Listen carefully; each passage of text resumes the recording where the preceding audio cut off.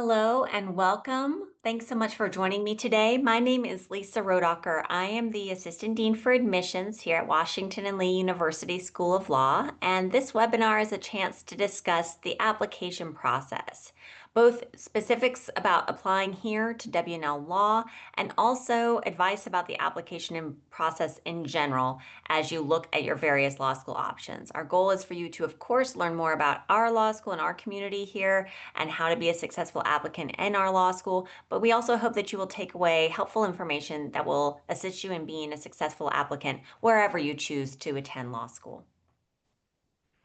I'd like to start by speaking a little bit about our particular law school because I do think that that will create a framework and provide context for my following comments. First, let's talk about the size of the law school. We are one of the smaller law schools that you will come across, and we think that that is very important to understanding what we offer here at W&L Law and also what we think we do well, which is offer close personalized relationships between students and with our faculty and our alumni network. This is a place where you will get to know your faculty well, where you will get to know your peers well, where you will form lifelong relationships that will endure into your professional endeavors. We are the only graduate or professional school at W&L, and we really feel like our curriculum, our environment are very complementary to the successful study of law. So what does this small environment mean for you in practical terms? It means small classes. We have a low student to faculty ratio. Our 1L classes for legal writing and legal research are often capped at about 20 students, 21 students in a given year. And our upper division seminar courses and practicum courses are typically 16 students or less. So again, a lot of opportunity to get to know your faculty well and your peers well. We are a small school in a small college town. Lexington, Virginia is located in the Shenandoah Valley. We are about 3 hours from Washington, D.C., about 2 hours from Richmond, about 1 hour from Charlottesville or Roanoke or Harrisonburg, if you're familiar with the area. It's a beautiful part of the country. It's a place where you can live down the street from a faculty member or perhaps in the same building as fellow law students, where it's probably going to be a very short commute from where you're living to where you are going to school. And so that just gives you back one of those most precious resources, your time as you go through your 3 years of legal education. Another important facet of W&L Law is that we have a strong honor system here. This is a student-run system. It's true on the undergraduate as well as the law school side, and it is certainly present in the academic realm. We don't have anti-cheating software established on our computers. Students often take exams in locations other than where the exam has been assigned, but it is also present in our interactions with one another.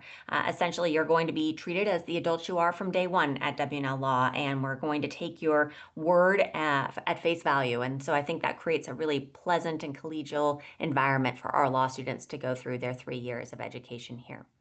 We're a small school, but we have a wide range of opportunities. And so if you are someone who learns by doing, there are a lot of opportunities for that here at W&L Law. If you are someone who likes to engage beyond the classroom, there are ample opportunities for that as well. We have over 30 student organizations. We have a very active moot court program. We have 3 law journals that our 2Ls and 3Ls can participate in. We have a number of opportunities to research with faculty. I would highlight that all of our students complete some form of live client experience for academic credit during their 3 years here. So that could be through completion of our clinics, through completion of an externship, which is a 4-credit on-site opportunity at an externship host. We have some students who do both, depending on how they built their schedule. We also have practicum courses that students can select from. So a wide variety of ways that students can really engage in the full understanding and full life of the law school. Course, you're looking at law school, and so you're thinking about the professional opportunities on the other side of that experience. And so we really do emphasize with our students that we want to prepare them for the jobs that they are excited about in the markets that they want to work in. We enroll students from all across the country, and our students take the bar and work all over the country and beyond the country after graduation. And these stats help to provide a little bit of context for that. So we average 22 bars that our students are taking in a given year. And again, as a school that has relatively small law school classes, that's a really large number of bars to be averaging. We also have students who are employed all over the country after they graduate, and students are doing all sorts of things in those jobs. So more students will go and work at law firms than any other one employer, but we have a large number of students who are also interested in government and public interest work and in federal and state clerkships. Popular markets include Washington, D.C., New York City, and then other cities throughout the East Coast and the Southeast, such as Charlotte and Atlanta and Dallas. So, having provided that very brief overview of our law school, I think that's helpful as we think about the two overarching questions that our admissions committee is considering as they review each applicant's file. And it is a review of each file and also that file relative to others that we are receiving in that given application cycle. So those two questions that I would say our committee is considering. The first sounds basic, but it's fundamental to what we're doing here, and that's, can the student do the work? We have a challenging academic program. We want to enroll students who are able, with our support, of course, our help and support are a critical part of that, but who are able to handle that workload.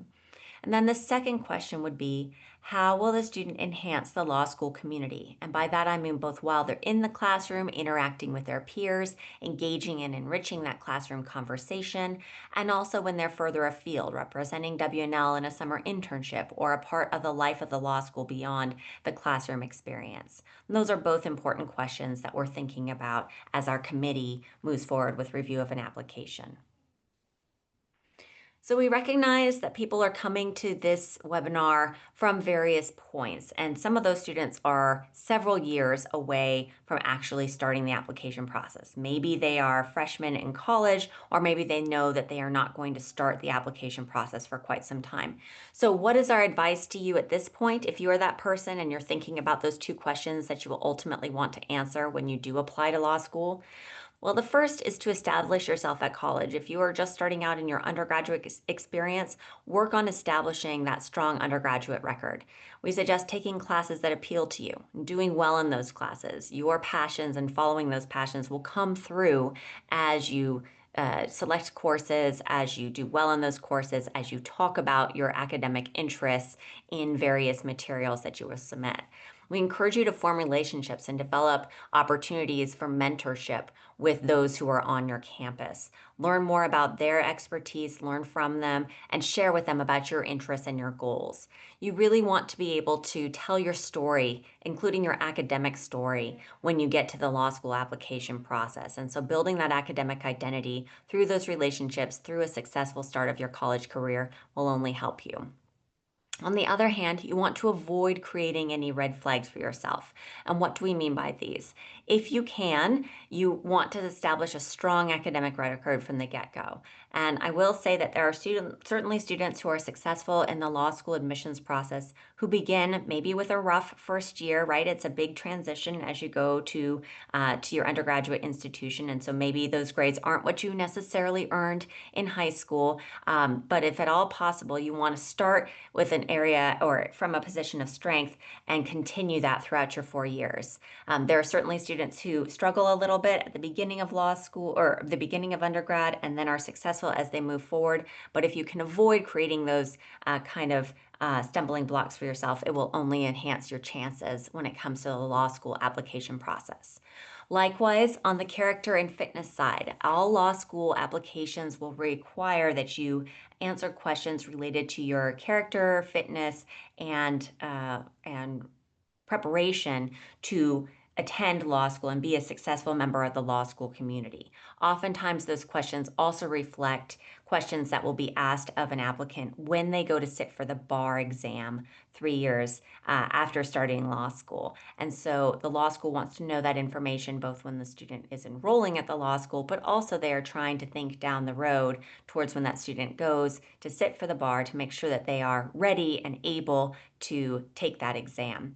And so if you can avoid creating issues that you will need to first tell the admissions committee about and then down the road have to tell the bar exam about in terms of character and fitness, that will only assist you as you move forward in the law school application process. We also encourage students to gain experience. If you can intern, if you can work in the summer, if you can shadow over a break or have an informational interview or grab a coffee with somebody, those are all great steps to learn more about what it means to be a lawyer, to learn what this important degree can allow you to do down the road, and to understand some of the different career opportunities that it affords you. The JD is a powerful degree. It's also a flexible degree. So there are a lot of different ways that you can take your legal education, and it will be beneficial to you to have begun to familiarize yourself with some of those options to determine what you like, what you don't like, and what is important to you. Do your research. This is a good step whether you are 3 or 4 years from beginning the law school admissions process or whether you are 3 or 4 months from beginning the law school admissions process. You want to understand what is important to you as you look at various law schools. You want to understand what the various law school options are, and you want to understand what the application process will be. So beginning your research early will help you to do a thorough job and allow yourself enough time to ask your questions and gather the information so that you feel comfortable and confident as you move forward. My recommendation is to start by picturing yourself at law school. Imagine what that's going to be like for you and what personal considerations are going to be a part of you deciding where to enroll. Might family or geography or other factors play a role in this? What do you want to do while you're a law student, both in the classroom and beyond?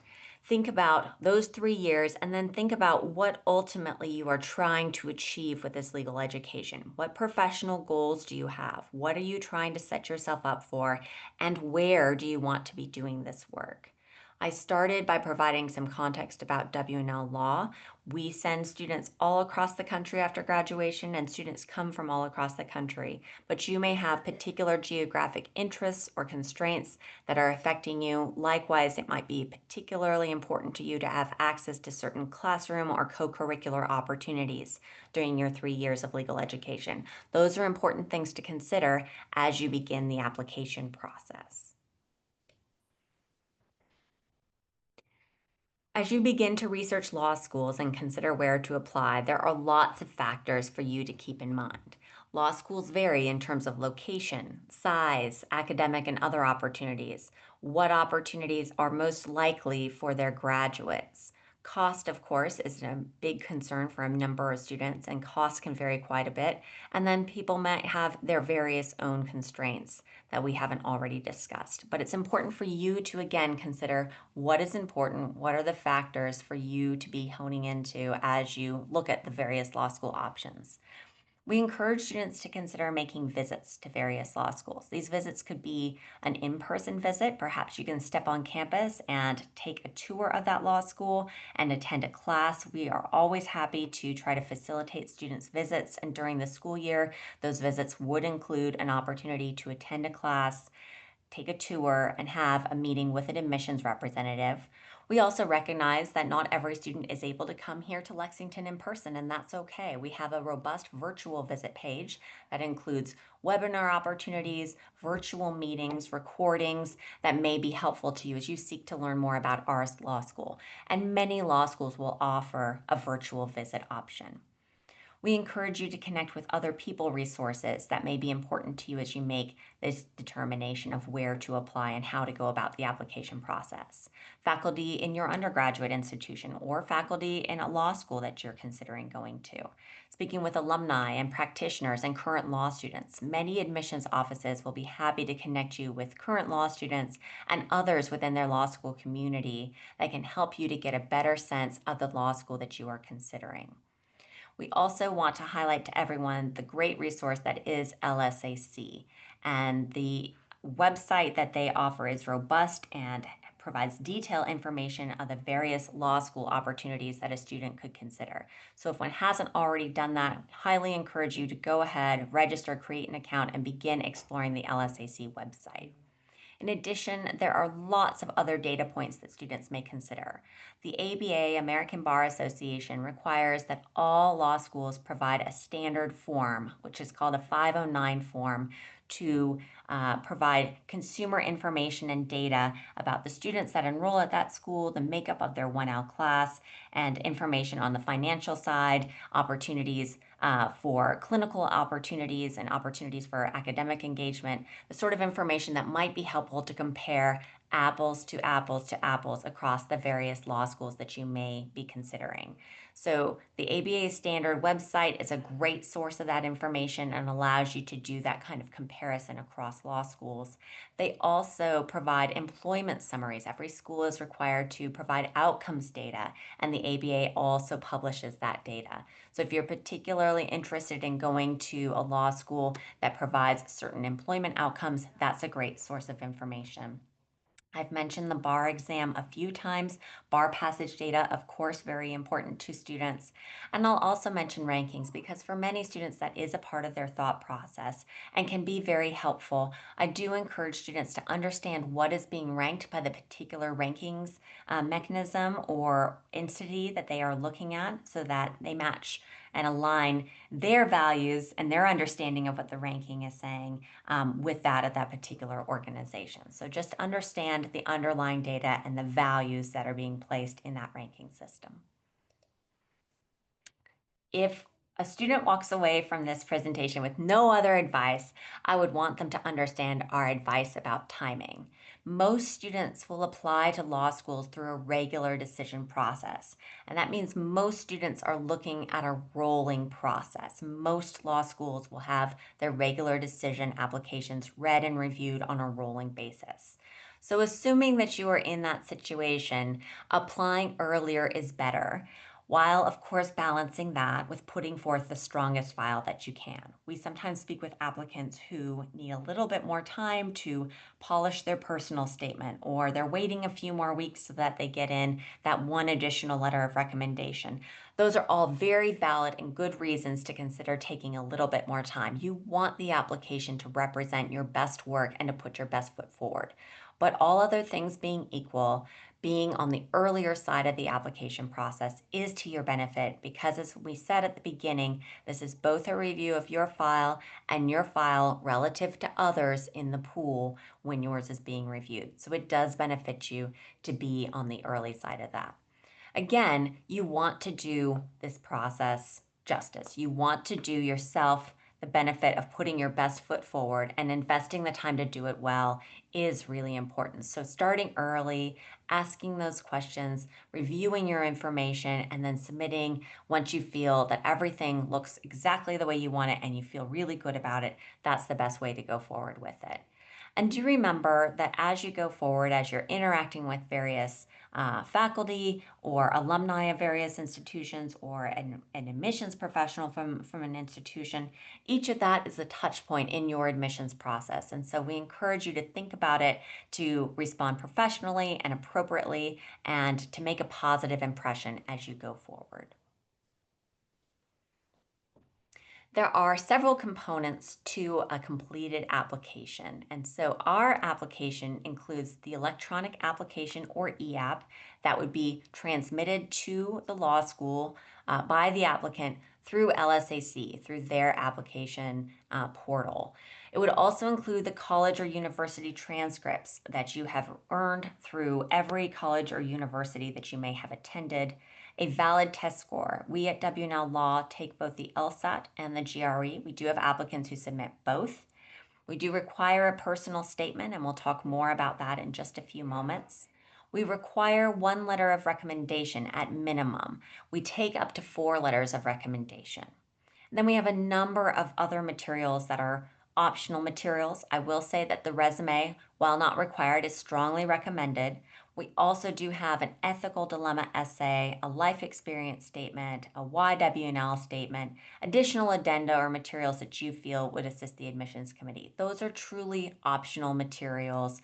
We really do not expect or require that somebody is submitting all of those, but if they are speaking to you, if you feel that you have something to share in that space that would allow the committee to know you in a different way or would give additional insight into who you are, those are great opportunities to take advantage of. W&L Law's application for the class of 2029 is already open. It opened on August 22nd for both the regular and the binding early decision processes. As I mentioned, regular decision applications are reviewed on a rolling basis. And so it is to your advantage to apply as early as you reasonably can. Binding early decision applications are not reviewed on a rolling basis. They are reviewed in bulk, and the deadline to submit a binding early decision application is December 1. All files that want to be considered for binding early decision must be in the office complete by December 1 so that we can issue decisions in mid-December. And again, applications, whether through regular or through binding early decision, must be submitted through LSAC. It is important to know we do not charge a school application fee. There is no waiver to request or box to check. It is simply not charged. I'll talk for a moment about our Binding Early Decision program. And there are two options within Binding Early Decision. And it's important to understand these two options so that you can select the option that is the best fit for you. I'll actually take these out of order. I'll take W&L Law First Choice first.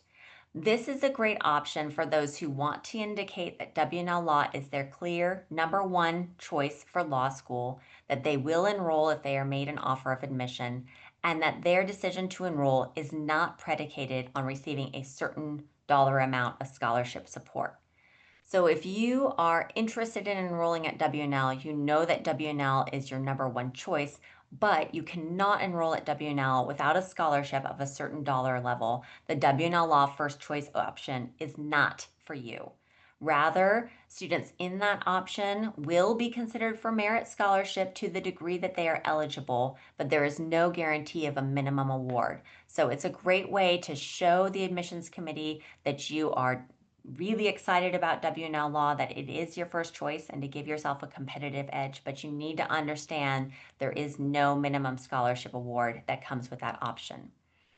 The Dean Scholar option is at the other end of the financial spectrum.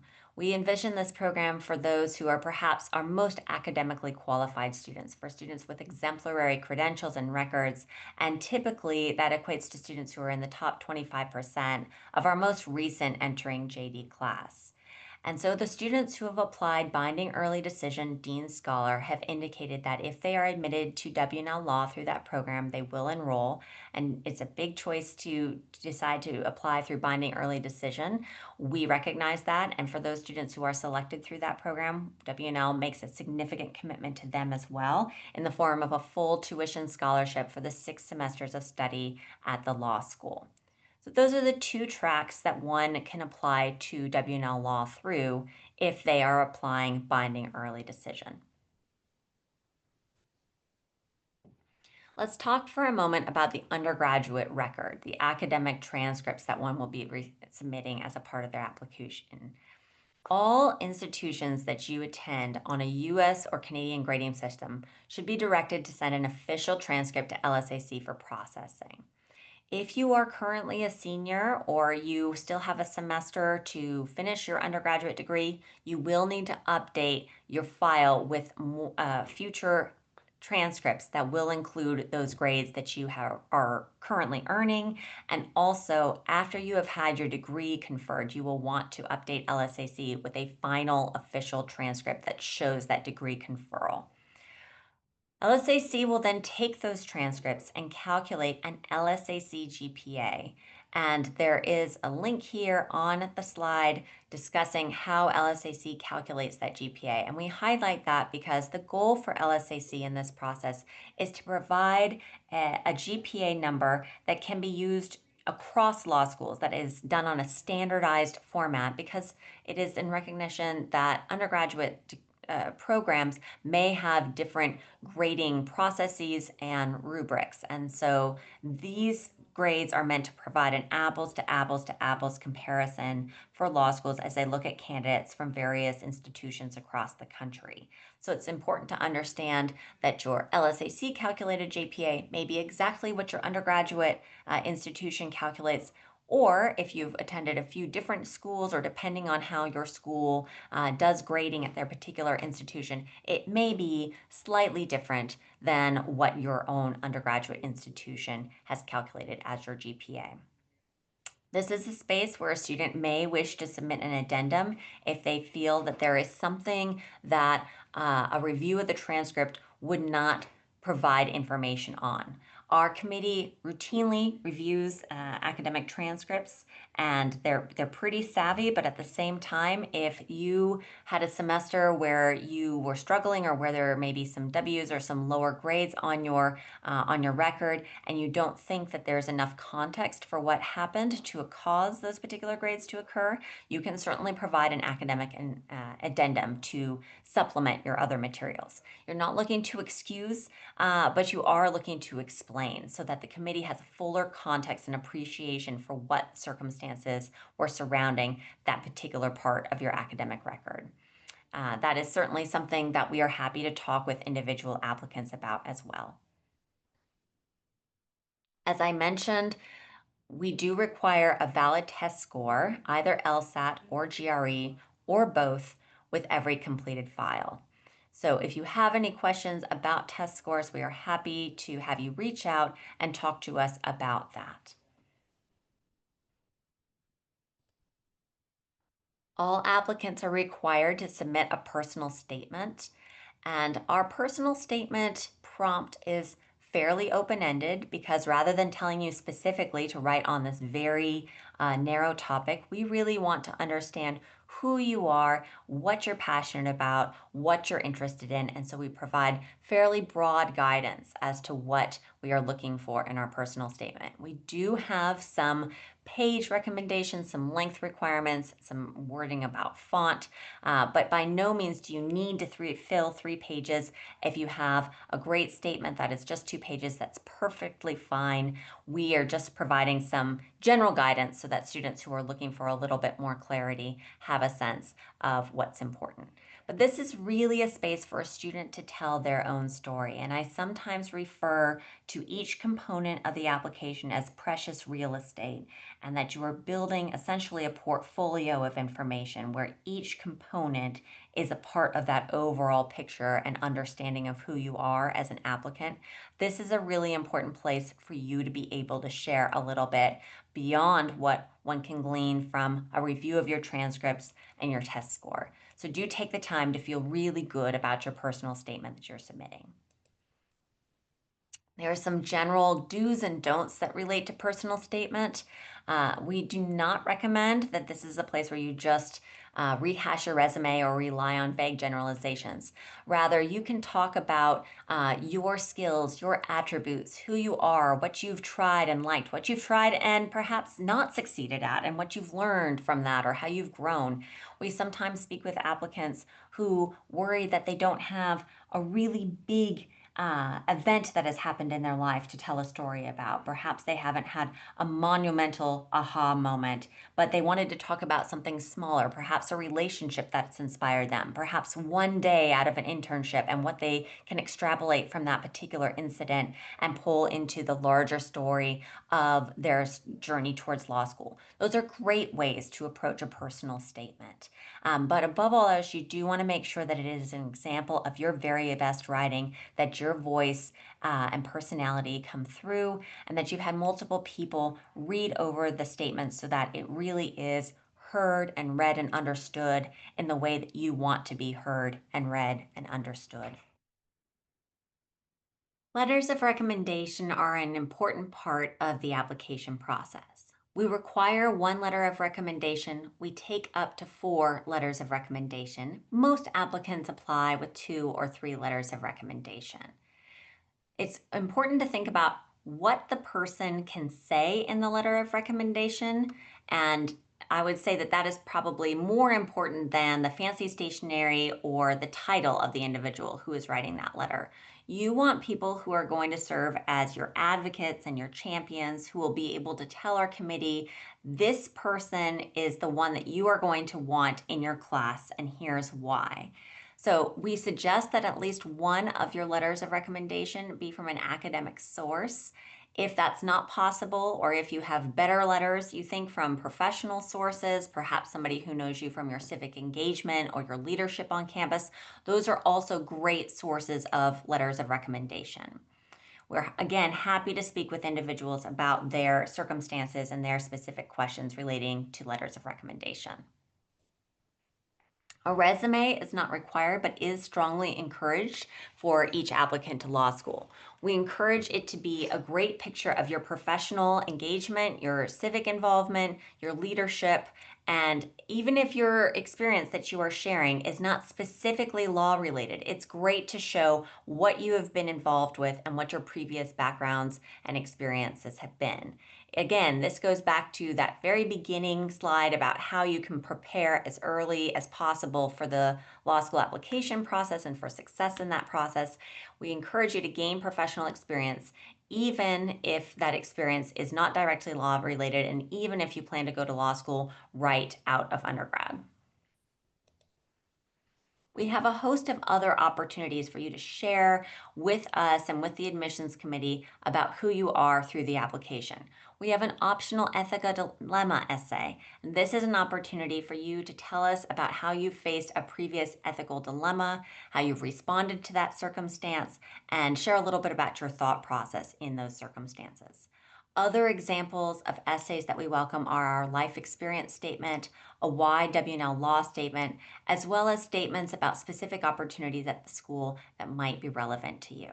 Again, we encourage you to follow any written instructions, such as word limits, and to take these opportunities if they speak to you to share more about yourself. Again, any essay or addenda that is optional, you are welcome to refrain from submitting if you do not feel that it shares an additional component or enhances your story. These are some dates to be aware of, including our application open date. As I mentioned, our regular decision application is reviewed on a rolling basis. Our binding early decision deadline is December 1st. Our regular decision priority scholarship deadline is February 1. And we are often asked by students who are planning to apply through regular decision, well, what day do I need to have in mind in order to receive the best possible consideration from a financial standpoint? And the date, after looking back in previous years and at data, the date that we recommend is for students to have that complete file with us no later than February 1st. After that point, we may have to become more conservative in our financial scholarship awards to students because we have already allocated a significant portion of our aid. March 1st is the deadline to keep in mind if you want to make sure that you hear back from us no later than March 31st. So all of those who have a complete file with W&L Law no later than March 1st will hear something about the status of their file no later than the 31st of March. And we do that to make sure that students hear back from us prior to the point where they would begin to submit seat deposits through regular decision at any law schools. This has been a lot of information, and if you are on this webinar and you're starting to get nervous about all the steps, don't panic. You can get through this. There have been lots of successful applicants, some who have started early and some who have started very close to when they're actually hoping to enroll in law school, and you can also succeed in this process. Reach out to the schools that you are interested in, including our law school. Ask questions, talk about the specific areas of the application that you want to have more feedback on. We are always happy to do that. Also, bear in mind that you don't have to go to law school right away. If you feel as if you would benefit from taking more time before you begin to go through the application process or before you enroll in law school, that's certainly fine, and we will be ready for you when you are ready to apply. It's always our advice to let those know if you have been mentored or supported throughout the application process, to let them know how things stand. So say thank you, tell your recommenders and mentors where you finally decided to enroll. And ultimately, do remember that admissions professionals are here to help. We want to answer your questions. We want to help you understand this process and feel really good about the application that you are putting forward. So please reach out to us and let us know how we can assist. Finally, we list some ways that you can learn more about W&L law, connect with our office, and hopefully move forward towards a successful application. Thank you so much for your attention today. We hope that this provided some additional insight and information. We are happy to answer your questions, and we look forward to hearing from you soon.